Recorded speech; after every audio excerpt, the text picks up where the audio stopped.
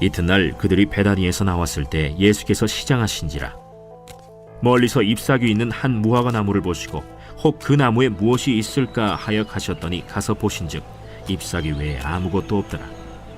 이는 무화과의 때가 아님이라.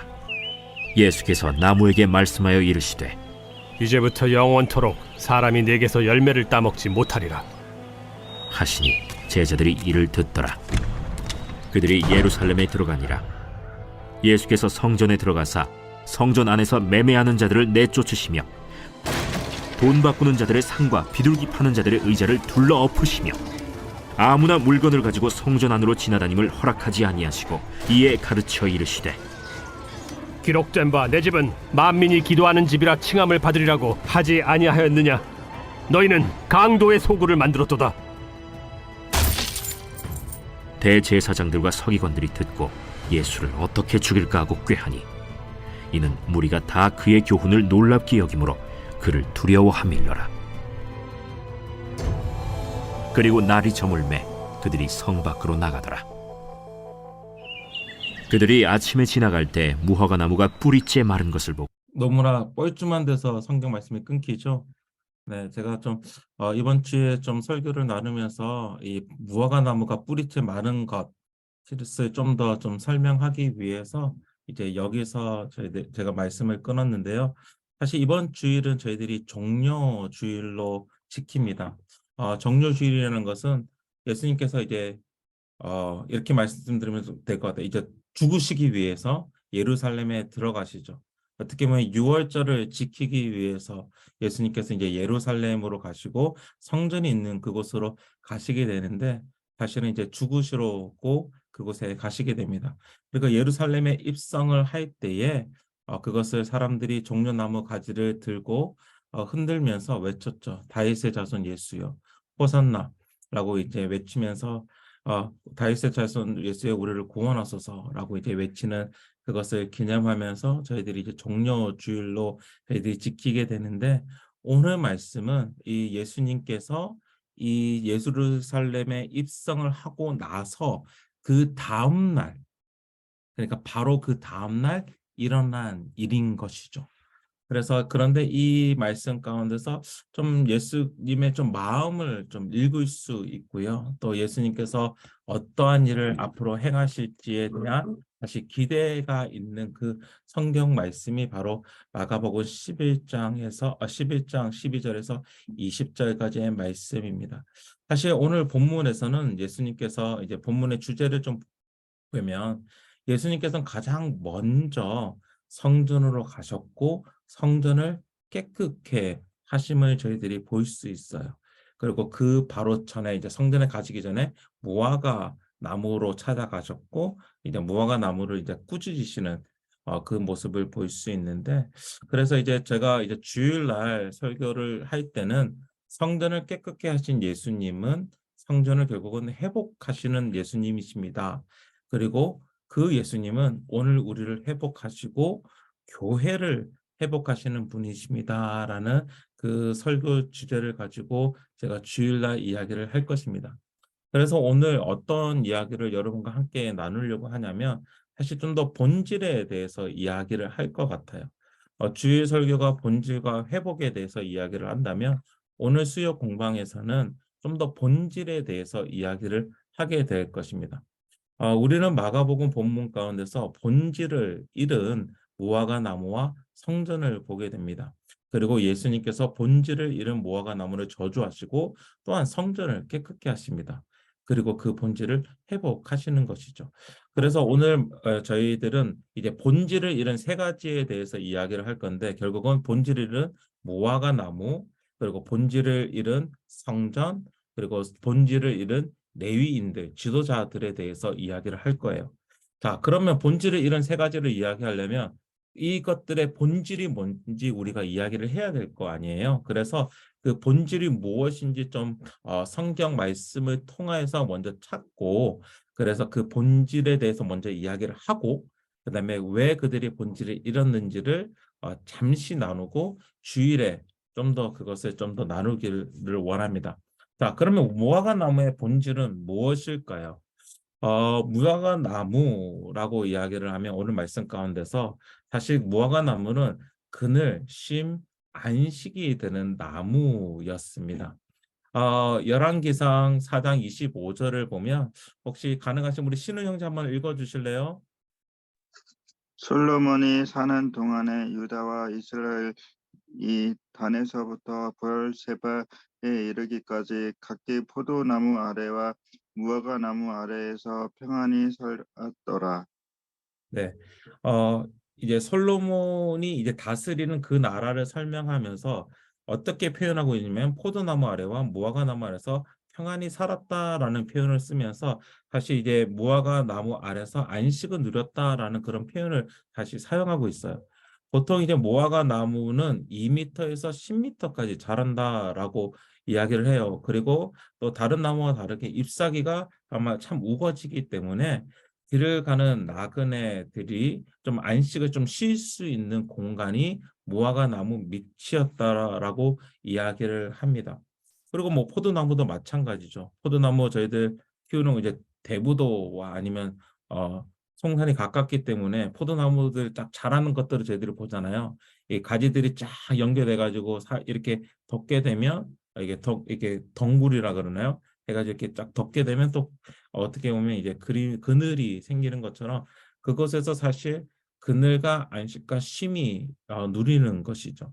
그리고 또 한 가지의 또 이제 무화과 나무의 본질이 있는데 저희들이 사사기 말씀을 사실 이틀 전에 말씀해 보면 이제 기드온 이야기가 있었고 기드온의 아들 아비멜렉의 이야기가 있었어요. 혹시 공동체 성령님께 기억하시죠? 사사기. 근데 거기서 이제 요담이 비유를 들어서 이제 뭐 갈란나무, 무화과나무, 포도나무에게 우리 왕이 돼달라라고 이야기했는데 그들이 나에게는 이런 역할이 있기 때문에 어떻게 내가 왕이 되겠느냐라고 무화과나무나 이제 갈란나무나 포도나무가 이야기하는 부분들이 있습니다. 거기 사사기 9장 이제 11절에 보면 우리 전영민 집사님 한번 같이 읽어 주실래요? 사사기 9장 11절 말씀. 네, 마이크 키셔서 읽어주시면 됩니다.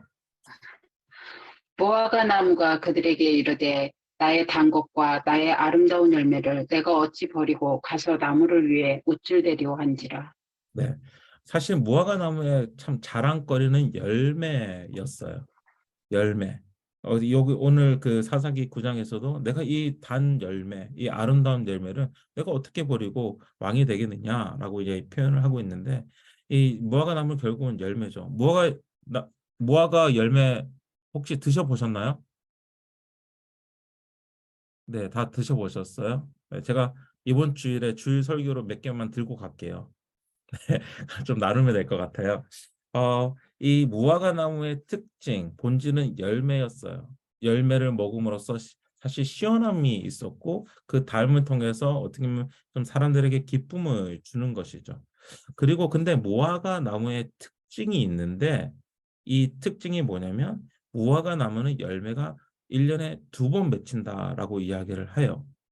어떤 열매냐면 어, 그 봄철에 열리는 열매와 여름철에 열리는 열매가 있습니다. 그래서 봄철에 열리는 열매는 파게라고 이야기를 하고요. 그리고 여름에 열리는 그 열매를 테헤니라고 이야기를 해요. 그런데 이제 파게라는 열매는 이제 푸른색인 거죠. 좀 더 딱딱하고. 그런데 그것은 상품 가치가 없었던 열매고요. 테에나가 우리가 생각하는 그 푸르스마한 그런 우리 열매 있죠. 그것이 바로 테에나라고 이야기하는 상품 가치가 있는 열매라고 합니다. 근데 오늘 말씀에 보면 이제 이 무화과 나무가 이스라엘 지역에도 이렇게 많이 퍼져 있지만 예수님께서 오늘 어디에서 나오셨다고 이야기를 하죠? 베다니에서 나오셨다라고 이야기를 하고 그 11장 1절 말씀에 보면 베다니와 함께 또 다른 동네 이름이 나와요. 벳바게라는 이제 그 마을이 나오는데 사실 이 벳바게와 베다니 이 두 도시의 이름이 사실 무화과 나무와 연결된 단어입니다. 벳바게는 이 파게 아까 말씀드렸던 봄철에 열리는 열매인 거고요. 이 베다니에서 얘기하는 테헤니 그러니까 벳이라는 단어가 성경에서는 이제 하우스 집을 이야기하거든요. 그러니까 파게의 집, 봄철에 나는 열매, 무화과 열매의 집 아니면 여름철에 나는 열매의 집. 그래서 베다니, 벳바게 아니면 벳하니라고 나오는 거예요.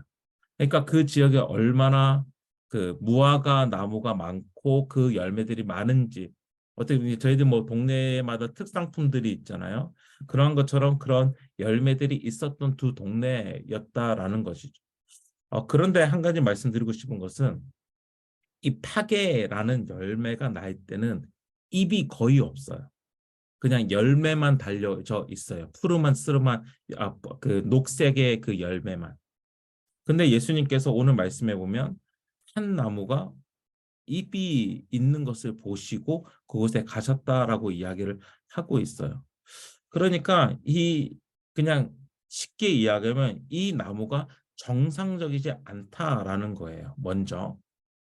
그리고 예수님께서는 이 잎이 있으니까 좀 더 좋은 열매를 좀 바라면서 그쪽으로 가셨지 않았는가라는 이제 그런 생각도 할 수 있고 아니면 적어도 파괴라는 열매를 얻을 수 있기 때문에 그곳에 가신 것이죠.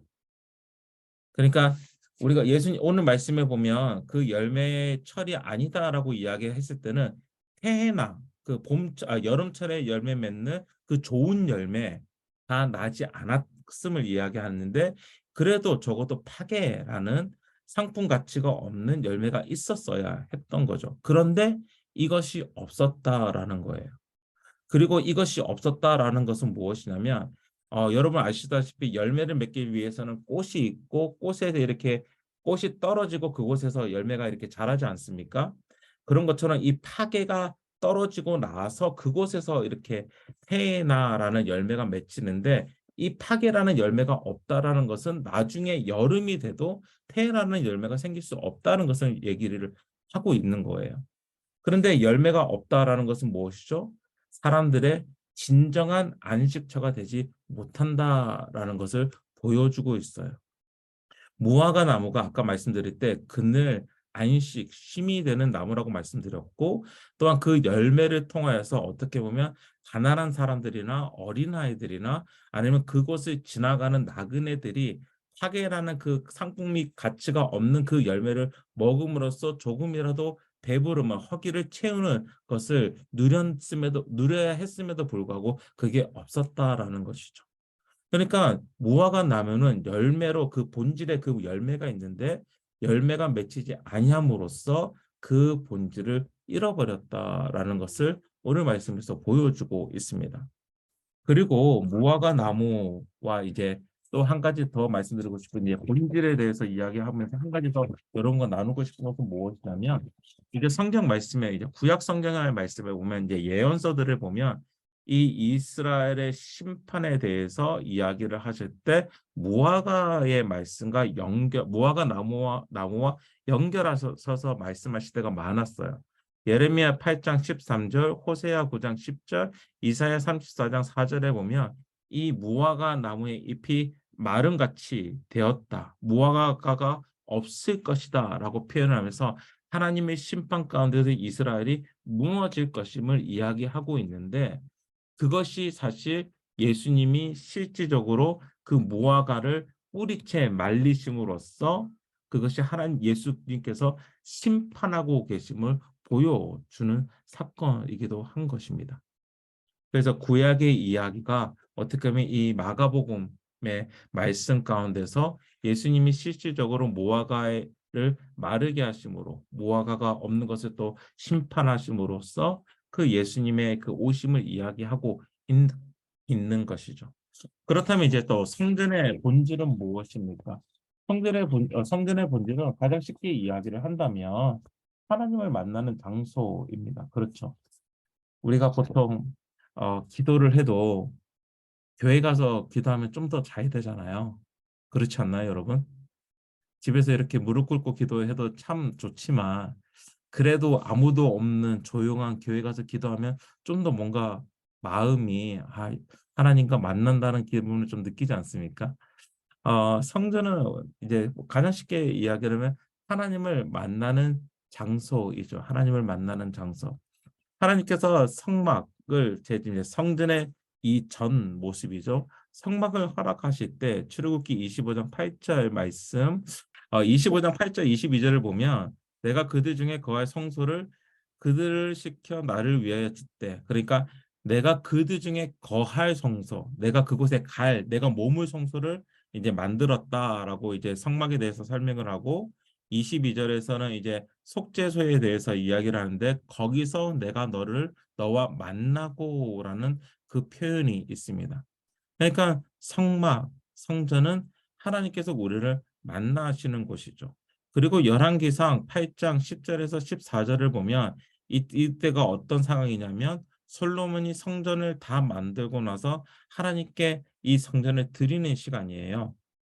그때 솔로몬이 뭐라고 이야기를 하냐면 제사장이 성소에서 나올 때에 구름이 여호와의 성전에 가득하매라고 쭉 설명하면서 그때 솔로몬이 이르되 12절에 이르되 여호와께서 캄캄한 데 계시겠다 말씀하셨사오나 내가 참으로 주를 위하여 계실 성전을 건축하였사오니 주께서 영원히 계실 초소로소이다 하고 라고 나와 있어요.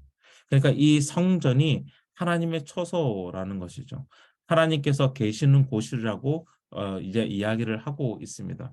저희들이 에베소서 말씀을 지금 계속 매주마다 묵상하면서 왔잖아요. 거기서 2장 21절, 22절에 보면 너희도 성령 안에서 하나님이 거하실 초소가 되기 위하여, 그러니까 너의 몸이 하나님의 성전이다라고 이야기를 하면서 너의 몸이 하나님의 성전이니까 하나님이 거하실 초소가 되기 위하여 그리스도 예수 안에서 함께 지어져 가느니라라고 이야기하면서 이 하나님이 계시는 곳이 성전임을 이야기하고 있어요. 그러니까 성전은 가장 본질적으로 하나님을 만나는 장소입니다. 하나님을 만나는 장소. 하나님이 계신 곳. 그곳에 가면 하나님을 만날 수 있는 것이죠. 그리고 두 번째 성전의 본질은 뭐냐면 그냥 중요한 거 그냥 두 개만 가져와서 말씀드린다면 만민이 기도하는 집이라는 거예요. 마가복음 오늘 저희들이 읽은 11장 17절의 말씀에서도 이에 가르쳐 이르시되 기록된 바 내 집은 만민이 기도하는 집이라 라고 이야기를 하고 있고, 사실 이것이 이사야서에서 이 말씀을 예수님께서 들고 오셨거든요. 이사야서 56장 6절 7절에 보면 이렇게 나와 있습니다. 또 여호와와 연합하여 그를 섬기며 여호와의 이름을 살아가며 그의 종이 되며 안식일을 지켜 더럽히지 아니하며 나의 언약을 굳게 지키는 이방인마다 내가 곧 그들을 나의 성산으로 인도하여 기도하는 내 집에서 그들을 기쁘게 할 것이며 그들의 번제와 희생을 나의 제단에서 기꺼이 받게 되리니 이는 내 집은 만민이 기도하는 집이라 일컬음이 될 것임이라 라고 이야기를 하고 있어요. 그러니까 이사야의 이 말씀을 예수님께서는 들고 오셔서 이제 똑같이 마가복음에서 이야기를 하는 거죠. 성전을 완전 장사치로 만든, 성전에서 환전을 하고 있는 그 사람들을 이야기하면서 너네들이 만민이 기도하는 이 집을 강도의 소굴로 만들었다라고 이야기를 하고 계신 것이죠. 그러니까 성전의 본질은 기도하는 것, 그것도 만민이 기도하는 곳이라는 거예요.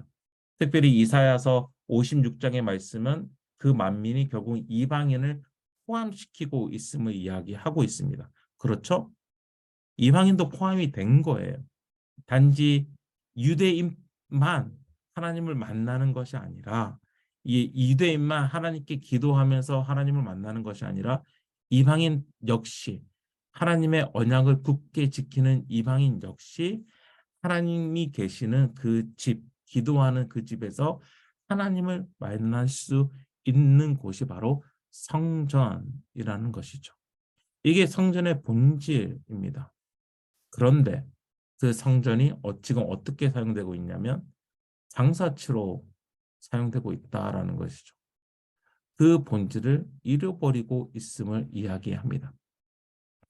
또 하나 더 좀 더 이제 이 본질에 대해서 좀 이야기하면서 예수님께서 회복시키시는 그 하나의 그 직책, 직무가 있었는데 바로 레위인의 직무였어요. 이 제가 왜 레위인을 사용했냐면 이제 예수님께서 만민이 기도하는 집이라 이커럼을 일렀는데 너희들이 강도의 소굴로 만들었다라고 이야기를 하면서 사실 이 강도의 역할을 하고 있는 사람들을 좀 묵상해 보면 사실 레위인들이 그랬거든요. 그러니까 레위인을 예수님께서는 저주하신 거죠. 너희들이 레위인이잖아. 그럼에도 불구하고 너희들은 강도처럼 행동하고 있어. 라고 예수님께서는 꾸짖고 계신 것이죠.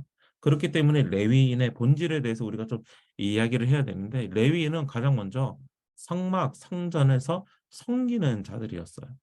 제사로서 섬기고 아니면 그 모든 일을 하면서 좀 회막의 모든 기구를 맡아서 좀 행했던 자들이 바로 이 레위인들이었습니다.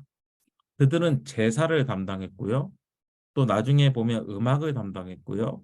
그리고 성전 안에서는 문지기도 담당했고요. 그리고 레위인들을 다시 총 48개의 성에 쫙 흩어지지 않았습니까? 레위인들이 레위인들 땅을 그냥 준 게 아니라 모든 성읍에 퍼지게 하셨어요. 그리고 도피성에서도 예수님 그 레위인들을 두었죠. 그들이 거기서 뭘 했나요? 그들이 하는 일은 율법을 가르치는 일들을 했다라는 거예요. 그리고 그들은 그곳에서 판결을 했었습니다. 특별히 도피성에서 어떠한 살인을 저지르고 누군가 도망오면 그 사람이 그 왜 살인을 했는지를 묻고 하나님의 말씀대로 판결하는 자들이 바로 레위인들이었다라는 것이죠. 그러니까 레위인들은 성막 안에서 성전 안에서 성전을 그게 섬기는 자들로 부르심을 입은 자들이 레위인들이었습니다. 제가 나눠드린 그 성경 구절을 쭉 보면 여러분 좀 아실 것인데 이제 알게 되는데 그런데 이 레위인들이 무엇을 하고 있냐면 성전세를 거두고 있었다라는 것이죠. 성전에 들어오려면 성전세를 냈어야 됐었거든요. 그런데 성전세를 그냥 그 사람 나라 돈으로 내면 되잖아요. 그런데 무조건 성전세는 성전이 취급하는 그 은전만 받으려고 했어요. 그러니까 그 돈으로 바꾸려면 뭘 해야 되냐면 환급을 해야 되죠. 돈을 바꿔야 돼요. 이거 맞아.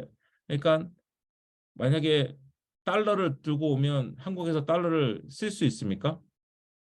쓸 수 있는 곳도 있죠. 그렇지만 대부분 안 받아요. 한국 돈이 원화로 바꿔야 돼요. 그렇죠?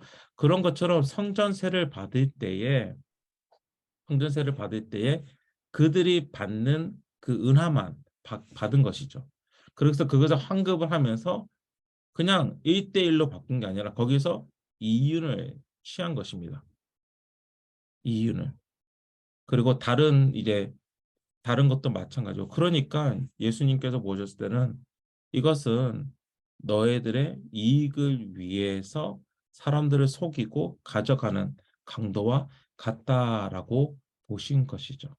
그러니까 레위인들이 그 앞에서 어떻게 보면 사람들이 하나님을 만날 수 있도록 돕는 그 일들이 레위인의 역할, 책임, 그들의 본질이었는데 그들은 지금 자신의 이익을 위해서 강도가 된 것이죠. 그러니까 본질이 무너졌다라는 거예요. 본질이.